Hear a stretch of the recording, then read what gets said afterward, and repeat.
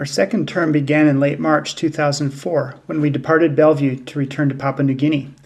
Upon our arrival in Ukarumpa, Cameron and Annie returned to Ukarumpa International Primary Campus, and Mackenzie continued her North Star Academy classes using the internet and while attending a couple of classes part-time at the secondary campus.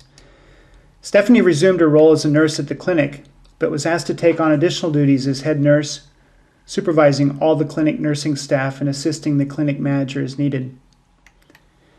Initially, I worked on some short duration projects, then resumed my job as the manager of the construction department. Near the end of our furlough, we had decided to buy a house in Ukarumpa, as the frequent moves as tenants were quite stressful to Stephanie. We bid on a house while still in the USA and won the bid. Most of the houses in Ukarumpa Center cost about $20,000 to $40,000, and ours was in the middle of that range. Upon our arrival, we rented another house until the sellers moved back to Canada, and then at the end of June we took possession of the house, and it remained our home until our departure in July 2007. We expect to move back into the house on our return from furlough. The first 14 months of our term were very busy. Both of our departments were short-staffed, particularly the construction department. Both our jobs were very similar to what they had been prior to our leaving at the end of our first term, and both were full-time equivalent jobs. Stephanie continued to provide patient assessment and care and worked with the doctors as needed. She remained on the on-call rotation to provide emergency care after hours, between 5 p.m. and 8 a.m., and periodically had to work as a flight nurse during medical evacuations. Most of the evacuations were to Australia. As I began to work in the construction department, many of the other expatriate staff left on furlough or for permanent reassignment, leaving me responsible for most of the 25-plus national staff. One other expatriate member remained to serve as supervisor at the joinery, but for most of the rest of the year I had direct supervision of design, construction project coordination, supply truck operations, plumbing and water supply, sawmill operations, building maintenance, and the administrative tasks of personnel management, finance, and inventory control. During our first year back, we also became youth group leaders for Mackenzie's 9th grade class of about 40 students. We started out volunteering only to host the class, but all the other leaders experienced medical problems and had to be evacuated, so we became the primary leaders. The following year, we switched to help lead Cameron's class of 7th graders, a smaller, more manageable group of about 20, and remained involved with them for the remainder of our term. As opportunities arose, we were able to spend some time on short-term projects, including a couple of Jesus video showings, distribution of Christmas shoeboxes for the Samaritan's Purse organization, and for me, a trip to a remote island to evaluate the feasibility of restoring an old airstrip to service. I also had a chance to go into a remote area on foot for a book and Bible selling tour through the mountains. Our vacations were for the most part road trips to Leh, Madang, or Goroka. On one of our road trips, someone tried to stop us at gunpoint, but we were able to drive past. We took a 5-day trip by boat up the Sepik River.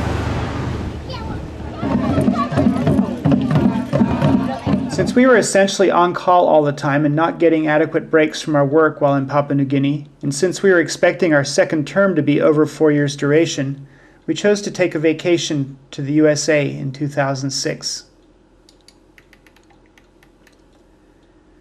Upon our return from the USA, we were assigned as staff to the Pacific Orientation course in Madang. This course lasts 4.5 months and is designed to give new people coming into PNG Melanesian language and cultural training. The school is run by SIL, but other missions like the Lutheran Mission and Pioneer Bible Translators often send their people as well. For the first 3 months of the course, we worked in whatever role needed to be done in order to help the permanent staff keep things moving. Stephanie was the primary medical care provider. Annie attended school with children of the students in a one-room schoolhouse. Mackenzie and Cameron remained in Ukarumpa at one of the children's homes called Teen Manor and attended their regular classes at the UIS school.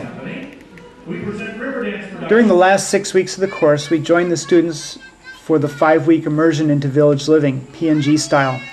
Since we had never been students for the long POC course, we considered it a good opportunity to improve our language skills and learn more about the PNG culture. We lived in a hut, homeschooled Annie, cooked over a fire, hauled all our water from a nearby creek that we also used for all of our washing, and looked forward to the day when we would return to electricity on demand. While in the village, one of our fellow staff members came to ask us to return to Madang with him, as the directors wanted to talk to us. They asked if Stephanie would consider returning to Ukarumpa as the clinic manager, and if I would take a secondary role in construction, so we would not both be department heads. We agreed to a limited trial of this arrangement.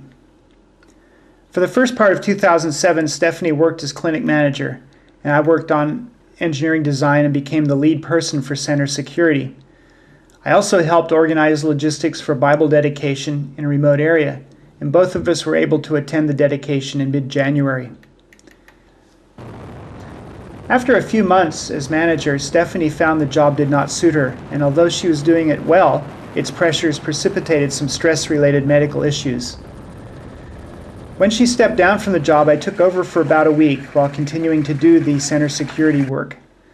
Shortly after that, Stephanie and some friends were out riding their horses and were accosted by a gun-waving robber.